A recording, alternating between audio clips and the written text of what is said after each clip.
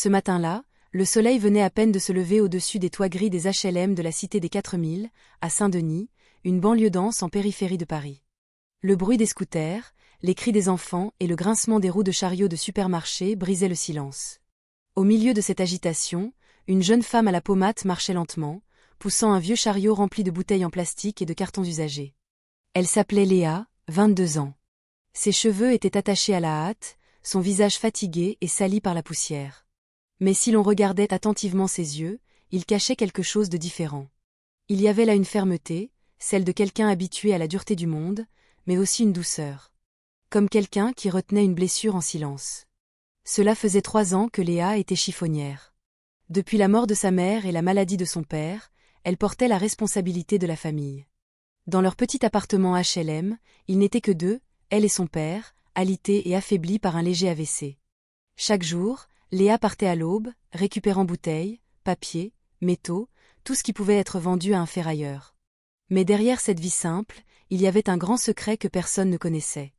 Ce matin-là, Léa ramassait des bouteilles près du parc de la Légion d'honneur. Un agent de sécurité du parc, qui la connaissait, la salua en souriant. « Salut, Léa. Toujours aussi courageuse, hein ? C'est admirable. » Léa esquissa un sourire. « Il le faut, monsieur. Sinon, je ne peux pas acheter les médicaments pour mon père à la maison. » Puis elle continua son travail sans dire grand-chose. Elle était connue pour être polie et ne jamais se disputer. Mais parmi les habitants, des rumeurs étranges circulaient à son sujet. On disait que Léa n'était pas une fille ordinaire. Plusieurs fois, on l'avait vue parler à des étrangers qui venaient la nuit dans sa ruelle sombre. Ils étaient bien habillés, certains avaient même une allure militaire. Cependant, personne n'osait poser de questions. Vers 10 heures du matin, l'événement qui allait tout changer se produisit sur l'avenue principale, près du marché de Saint-Denis. Une descente de police soudaine était en cours, menée par un groupe d'agents de la police nationale et de la police judiciaire.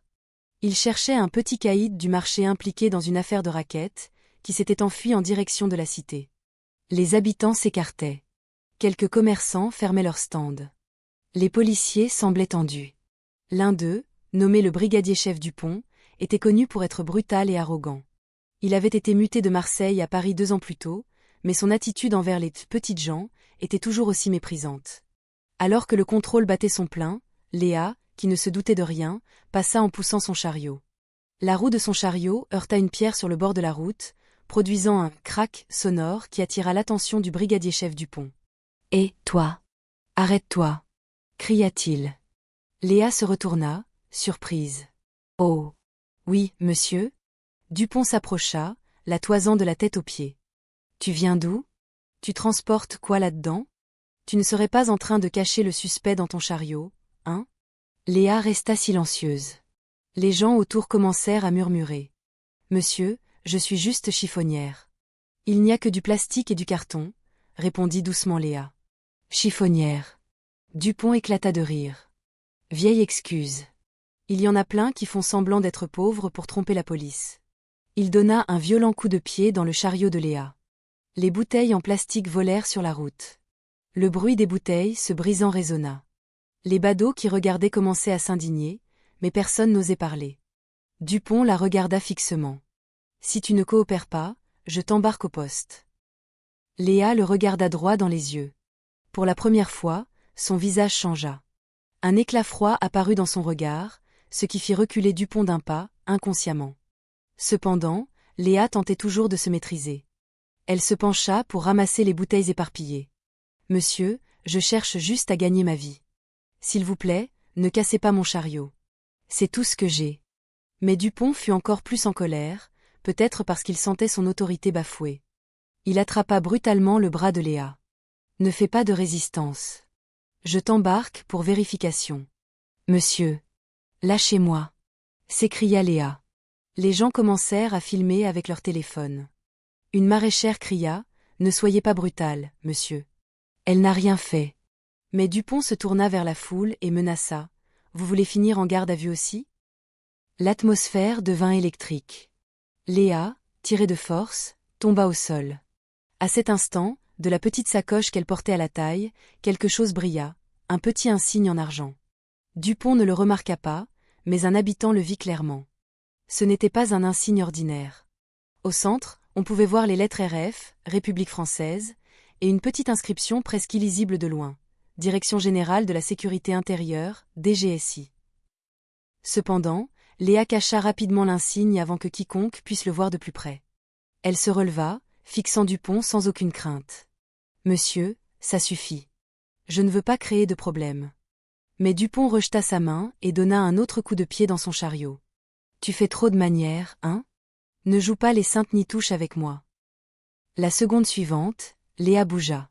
Trop vite pour une simple chiffonnière. Elle attrapa la main de Dupont, qui s'apprêtait à saisir le col de sa chemise et la tordit derrière son dos. Dupont hurla de douleur. En une fraction de seconde, son pistolet de service avait changé de main et se trouvait dans celle de Léa. Les badauds étaient bouche bée. Les autres policiers levèrent immédiatement leurs armes. Mais Léa cria d'une voix ferme, « Baissez vos armes. Je ne suis pas l'ennemi. » Son ton avait changé, il était autoritaire et assuré, très différent d'avant. Dans le silence qui s'ensuivit, elle ouvrit sa sacoche et montra l'insigne. Tout le monde se tut. Dupont était figé, le visage livide. Quelques secondes plus tard, une berline noire sans plaque d'immatriculation s'arrêta au bout de la rue. 2 hommes en civil en descendirent et s'approchèrent rapidement. L'un d'eux fit un salut discret à Léa. « Rapport, madame. L'équipe de surveillance est prête. » La cible s'est enfuie par la ruelle ouest. Les habitants et les policiers étaient de plus en plus confus. Léa regarda froidement Dupont. « Maintenant, c'est clair, brigadier-chef Dupont? Je suis bien chiffonnière, mais je ramasse des informations, pas des ordures. » Dupont déglutit. Sa main était toujours douloureuse, maintenue dans la clé de bras par Léa. Sans un mot de plus, Léa le relâcha. Elle se tourna vers les 2 hommes qui venaient d'arriver. « On continue. Ne laissons pas la cible s'échapper. » Ils partirent rapidement, laissant les habitants et les policiers stupéfaits. Seul le bruit des roues du chariot de Léa, qu'elle se remit à pousser, résonna faiblement au loin. Quelques heures plus tard, la nouvelle se répandit comme une traînée de poudre dans la cité. « La chiffonnière est une agente secrète, » disait un homme au café du coin. « Impossible, je la vois tous les jours ici, » répondit un autre. « Mais il y a eu une voiture noire qui est venue la chercher. On dit qu'elle est du renseignement. » Cependant, on ne revit plus Léa ce jour-là. La porte de son HLM était verrouillée. Son père n'était plus à l'intérieur. Il ne restait qu'un bout de papier sur la porte, avec une écriture manuscrite, « Merci de votre confiance. Ne craignez pas l'uniforme, mais ne vous soumettez pas à l'arrogance. » Cette nuit-là, dans une planque située à Melun, Léa se tenait devant une table couverte de cartes et de photos. Elle portait à nouveau des vêtements ordinaires. Mais cette fois, sans le masque de la simplicité. Face à elle, un homme en tenue de service, au gradé, était assis et la regardait. « Léa, vous avez failli griller votre couverture sur le terrain, » dit-il d'un ton sérieux. Léa baissa la tête. « Je sais, monsieur. Mais si j'étais restée silencieuse, il y aurait peut-être eu des victimes. » Ce policier était brutal et les habitants avaient peur. « Une agente du renseignement ne peut pas réagir avec ses émotions, » répliqua l'homme. « Mais je comprends. Vous avez grandi dans la rue. Vous savez ce que c'est que d'être une petite. » Léa prit une profonde inspiration. « Justement, monsieur. Parfois, l'ennemi n'est pas seulement le criminel armé, c'est aussi l'arrogance qui porte un uniforme. » L'homme resta silencieux un instant, puis dit doucement, « Demain, vous repartez en mission. Nouvelle cible. Mais cette fois, soyez prudente. Vous êtes repérée. » Léa hocha la tête. Ses yeux se posèrent sur la carte devant elle. Un grand cercle rouge entourait la zone du marché où elle avait été humiliée. À l'intérieur de ce cercle, un nom était écrit, le réseau de Morel, un ancien policier. Et en dessous, une petite note, le suspect dispose d'un réseau de corruption interne. Une des connexions, brigadier-chef Dupont. Léa regarda longuement cette note. Le vent de la nuit soufflait sur les rideaux, rendant la pièce silencieuse. Elle savait que sa prochaine mission serait encore plus dangereuse. Mais son cœur était résolu. Elle regarda par la fenêtre la ville qui scintillait dans la nuit. « S'ils pensent qu'une chiffonnière n'est qu'une chiffonnière, » murmura-t-elle, « ils ne savent pas encore sur qui ils ont marché. » Le lendemain matin, Paris était toujours aussi agité. Mais derrière le vrombissement du trafic et l'agitation du marché, une opération silencieuse se préparait. Dans la planque de Melun, Léa était assise avec 2 membres de son équipe, Lucas, un analyste informatique calme mais perspicace, et Chloé, une agente de terrain qui se faisait passer pour une vendeuse ambulante au marché de Saint-Denis. Devant eux, l'écran d'un ordinateur portable affichait le visage d'un homme aux cheveux ras et au visage dur, Morel. Un ancien policier révoqué pour extorsion, qui dirigeait désormais un réseau de raquettes auprès des petits commerçants. Morel est insaisissable, dit Lucas en tapant rapidement. Il a des indices au commissariat local. Les dernières données montrent que l'argent du racket est transféré sur le compte d'un certain Dupont. Léa regarda l'écran calmement. Brigadier-chef Dupont, murmura-t-elle. Celui qui m'a attaqué hier. Chloé hocha la tête. Il semble que ce ne soit pas juste un flic arrogant. Il pourrait être le lien entre Morel et d'autres agents corrompus. Dans ce cas, dit Léa, nous commençons par le bas. Morel peut se cacher, mais l'argent laisse toujours une trace. Ce jour-là, Léa retourna au marché. Cette fois, non pas en tant que chiffonnière, mais en tant que vendeuse de crêpes ambulantes. Son visage était toujours aussi fatigué, mais elle portait des vêtements usés différents. Elle poussait un chariot de crêpes tout en observant les environs. Au loin, plusieurs hommes costauds rôdaient autour des étals. L'un d'eux semblait donner une enveloppe à un agent en uniforme. Léa observa de loin, notant l'heure et leur direction. Elle s'approcha de la maraîchère qui l'avait défendue la veille. « Madame, le policier qui s'est énervé hier, il est revenu ?» demanda-t-elle doucement. La femme regarda à droite et à gauche avant de répondre. « Chut. Oui, il est venu, ma petite. Mais pas pour un contrôle. Il a rencontré quelqu'un du marché. Je l'ai vu prendre une enveloppe. Puis il est parti vers la ruelle derrière. » Léa sourit légèrement. « Merci, madame. Ne le dites à personne, d'accord ?» Elle fit semblant de s'installer près de cette ruelle. Tout en attendant, elle appuya sur un petit bouton de son bracelet, un enregistreur audio directement connecté à son équipe. Lucas, au QG, entendait clairement chaque son. Peu de temps après, 2 hommes arrivèrent. L'un était Dupont, en civil. L'autre, Léa le reconnut sur la photo, Morel. Ils s'arrêtèrent devant une petite maison avec un portail en fer rouillé. « Le fric est prêt ?» demanda Dupont. Sa voix était basse mais claire. « Oui. Mais je ne veux plus partager comme ça.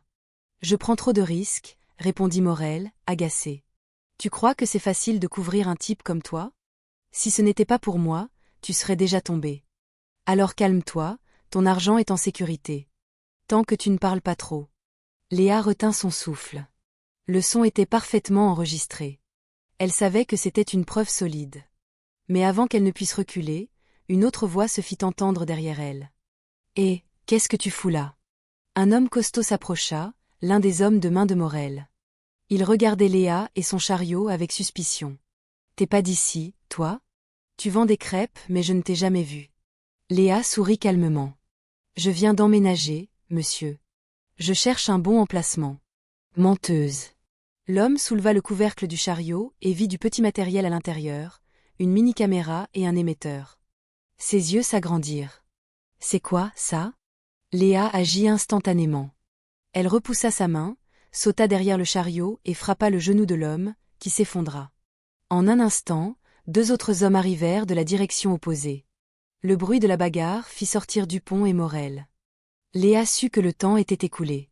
« Lucas, ils m'ont repéré. Passe au plan B, dit-elle rapidement dans le micro de son col. « Reçu. Équipe d'extraction à 3 minutes, répondit la voix de Lucas.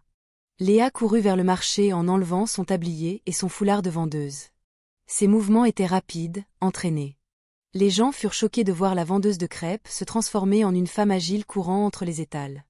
Morel sortit de la maison, le visage furieux. « Rattrapez-la. Vivante. » Dupont regarda, confus. Il réalisa que cette femme était Léa. Il la regarda s'enfuir avec le matériel d'enregistrement. Un mélange de peur et de honte l'envahit. Il donna un coup de pied dans une pierre, frustré. Léa courut jusqu'au bout de la ruelle, mais 2 hommes lui barrèrent la route. Elle pivota, en frappa un à l'abdomen, puis neutralisa l'autre d'un coup de coude à la gorge. Alors qu'un autre arrivait par derrière, Léa attrapa une poêle sur un stand de nourriture et frappa l'homme à la tête, l'assommant. Les passants criaient et couraient. Le marché devint chaotique. Soudain, le bruit d'une grosse moto se fit entendre. Chloé arriva, vêtue d'une veste noire et d'un casque intégral, et s'arrêta près de Léa. « Monte !» dit-elle brièvement. Sans réfléchir, Léa sauta à l'arrière. Elles s'éloignèrent à toute vitesse, laissant les lieux en pagaille. Pendant ce temps, depuis les airs, le drone de Lucas filmait les visages paniqués de Morel et Dupont devant la maison. Quelques heures plus tard, dans la planque, Léa regardait l'écran. La vidéo de la conversation entre Morel et Dupont était claire. C'était suffisant pour ouvrir une enquête officielle, mais quelque chose la dérangeait. Elle fixa longuement le visage de Dupont. « Il n'est pas seulement coupable », dit-elle doucement. Regardez ses yeux sur la vidéo. Il a peur, il n'est pas en colère. Comme quelqu'un qu'on force. Lucas se tourna vers elle. « Tu veux dire qu'il n'est qu'un pion ?»« C'est possible, » répondit Léa. « Je veux savoir qui tire les ficelles. » Cette nuit-là, Léa se rendit dans un petit bureau discret près du marais. Elle y rencontra quelqu'un qu'elle connaissait depuis longtemps, le commandant Valois. Son supérieur avant qu'elle ne parte en mission d'infiltration. « Valois, j'ai besoin d'un accès aux données internes. Je soupçonne Morel de ne pas être le cerveau. » Valois la regarda longuement. « Léa, vous connaissez les risques ? Si vous ouvrez cet accès sans autorisation officielle, vous pourriez être accusée de violation de protocole. » Léa prit une inspiration. « Je m'en fiche. Si nous nous arrêtons là, toutes les preuves pourraient être effacées. » Valois resta silencieux un moment, puis hocha la tête. « D'accord. Mais vous devez savoir une chose. Le nom de Dupont est apparu dans des transferts de fonds vers un gradé plus élevé, le commissaire principal Dubois. » Léa fut stupéfaite. Le commissaire Dubois n'était pas un inconnu. C'était un haut responsable de la préfecture de police qui passait souvent dans les médias, connu pour sa droiture et sa fermeté. Mais Léa avait entendu une rumeur quelques années auparavant. Dubois était le mentor de Morel, avant que Morel ne soit révoqué. « C'est donc lui qui protège ce réseau ?» demanda doucement Léa. « C'est possible. Et si c'est vrai, nous ne combattons plus des voyous, mais le système, » répondit Valois. Le lendemain, Léa changea de couverture. Cette fois, elle se fit passer pour une employée administrative dans une société de sécurité privée appartenant à une personne soupçonnée d'être liée à Dubois. Avec une fausse carte d'identité et des données préparées par Lucas, elle réussit à entrer dans la salle des archives. Elle trouva des données suspectes, un contrat fictif de plusieurs millions d'euros pour un programme de sécurité des marchés populaires, et en bas, une signature. Il était clairement écrit « Dubois, directeur de projet ». Alors que Léa s'apprêtait à photographier le document, la porte s'ouvrit brusquement. 2 hommes en costume entrèrent. Elle reconnut immédiatement l'un d'eux. Le brigadier-chef Dupont. Léa se figea. Dupont la regarda longuement, puis dit doucement, « Je savais que vous n'étiez pas une employée. Vous êtes venu me chercher, n'est-ce pas ? Si vous tenez encore à votre vie, ne vous mêlez pas de ça plus profondément, Dupont, » dit froidement Léa. Dupont secoua la tête. « Vous ne comprenez pas. Je ne peux pas sortir. Dubois sait tout de moi, même sur ma famille. Si je refuse, ils s'en prendront à ma sœur. » Il y avait une note de désespoir dans sa voix. Léa commença à comprendre. « Donc, vous êtes forcé de couvrir les crimes de Morel ?» Dupont baissa la tête. « Oui. Mais je ne peux pas m'enfuir non plus. » Soudain, des bruits de pas s'approchèrent. De derrière la porte apparut un homme de haute taille, au visage calme mais aux yeux perçants. Le commissaire principal Dubois lui-même. « Alors, c'est vous ?» dit-il en souriant froidement. « La chiffonnière qui fait tant de vagues. » Léa recula d'un pas. Sa main se crispa. « Dupont !» s'écria-t-elle. « Assez, monsieur. Je ne veux plus être votre marionnette, » dit-il d'une voix tremblante. Dubois se tourna vers lui avec colère. Mais à cet instant, une équipe d'intervention spéciale fit irruption et les neutralisa tous les deux. Quelques heures plus tard, au siège, Léa était assise en salle d'interrogatoire avec Valois. Son visage était fatigué, mais ses yeux toujours aussi vifs. Dubois et Morel ont été placés en détention. Dupont s'est également rendu et coopère, dit Valois. Vous avez encore réussi, Léa. Mais vous savez que ce n'est que le début. Léa hocha la tête. Tant qu'il y aura des gens qui abuseront de l'uniforme pour opprimer le peuple, mon travail ne sera pas terminé. Valois sourit. Vous voulez toujours être chiffonnière ? Léa sourit faiblement. Bien sûr. Parfois, c'est au milieu des ordures qu'on trouve le vrai visage des gens. Le lendemain, Léa retourna à la cité des 4000 à Saint-Denis. Elle portait ses vieux vêtements, poussant son chariot comme d'habitude. Les enfants la saluèrent. Les femmes du marché lui sourirent, soulagées de la revoir. Elle s'arrêta un instant devant le café, où les hommes avaient l'habitude de bavarder. Et, la petite Léa est de retour. Ça faisait longtemps qu'on ne t'avait pas vue. Léa sourit. Oui, j'étais occupée à régler des affaires en ville, monsieur. Ils rirent doucement, sans comprendre le sens de ses paroles. Léa leva les yeux vers le ciel bleu au-dessus du marché, désormais plus calme. Dans son cœur, elle savait que son travail n'était pas terminé. Mais pour aujourd'hui, elle choisit de rester silencieuse et de profiter du calme. Une semaine s'était écoulée depuis l'arrestation du commissaire Dubois et de Morel. L'affaire avait secoué la préfecture et faisait la une des journaux nationaux. Les médias se concentraient sur le comportement des agents qui avaient abusé de leur pouvoir. Le nom de Léa n'apparut nulle part, son statut d'agente de terrain restant secret. Cependant, en interne, la rumeur de la chiffonnière qui avait fait tomber un haut gradé se propageait rapidement. Certains étaient admiratifs, mais beaucoup étaient mal à l'aise. Léa le savait. La tempête n'était pas terminée. Ce matin-là, dans une salle de briefing secrète, le commandant Valois se tenait devant un écran numérique montrant un réseau organisationnel bien plus large. Dubois et Morel n'étaient qu'une branche. Nous avons trouvé d'autres comptes qui mènent à l'étranger, plus précisément à Genève et au Luxembourg. Il y a des indications de l'implication d'autres fonctionnaires. Lucas ajouta, nous avons aussi détecté des conversations transcrites entre quelqu'un de la place Beauvau et un contact à l'étranger nommé Shadow. Nous ne savons pas encore qui, mais le style ressemble à des instructions financières. Léa regarda l'écran. S'il y a vraiment quelqu'un à Beauvau, cela nous dépasse. Valois la regarda sérieusement. C'est pourquoi vous ne devez pas être imprudente. Après l'incident d'hier, il y a des yeux en interne qui cherchent à vous identifier. Ils veulent savoir qui est cette chiffonnière. Il est trop tard, dit doucement Léa. Hier, je me suis sentie suivie. Une moto noire sans plaque. Elle est passée 2 fois devant la planque. Le silence s'installa. Valois prit une inspiration. Nous vous déplaçons ce soir. Lucas, préparez une voie d'évacuation. Mais Léa les regarda avec dureté. Non, je ne veux pas fuir. S'ils veulent venir, je les affronterai. Léa, je vis dans la rue depuis l'âge de 12 ans, monsieur. Je sais ce que c'est que d'être traqué. Mais cette fois, ce sont eux que je vais traquer. Le soir, Léa se rendit seule à son ancien appartement dans la cité des 4000. Le petit HLM au mur décrépit était maintenant silencieux, seulement éclairé par une lampe. Dans un coin, la photo de sa mère décédée était toujours accrochée.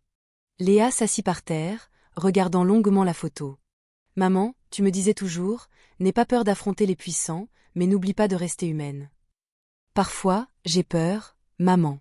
Ce monde est de plus en plus sale et je commence à oublier qui je suis. La porte grinça doucement. Léa saisit instinctivement le couteau pliant dans sa poche.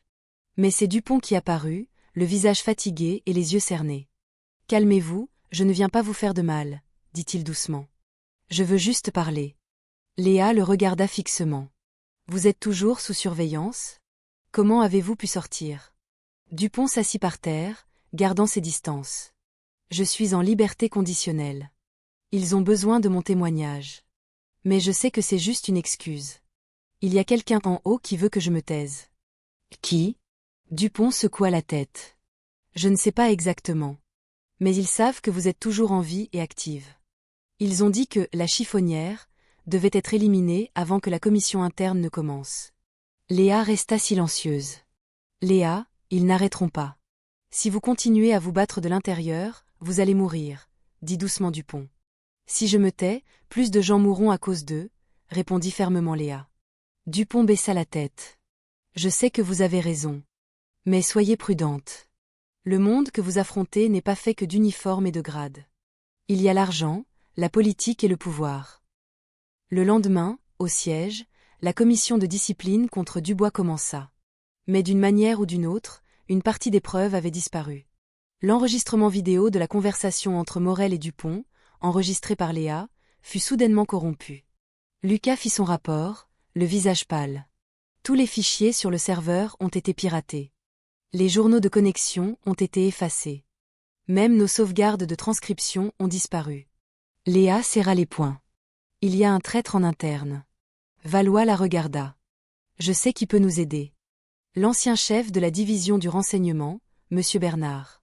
Il est à la retraite, mais il a toujours accès aux anciennes données. Un seul problème, Il vit maintenant à Lyon, loin de Paris. Léa se leva immédiatement. J'y vais ce soir. Seule? Oui, si j'emmène une équipe, ils le sauront. Valois la regarda longuement puis hocha la tête. D'accord. Mais soyez prudente, Léa. Ce n'est plus une mission officielle. Le voyage vers Lyon prit 4 heures en TGV. Léa était assise dans un coin, portant une veste usée et une casquette, regardant par la fenêtre. Chaque gare qu'elle traversait lui rappelait son passé. Silencieuse mais pleine de sens. Parfois, elle pensait à sa mère, à son père toujours malade dans une maison de soins secrète, et à ses collègues sur le terrain. Elle n'était pas une super-héroïne. Elle était juste une jeune femme qui avait plus de courage que de peur. Arrivée à Lyon en fin de journée, Léa se rendit directement chez M. Bernard, dans la banlieue de la ville. Le vieil homme l'accueillit avec amabilité mais méfiance. « J'ai un peu entendu parler de vous, » dit-il en versant du thé chaud.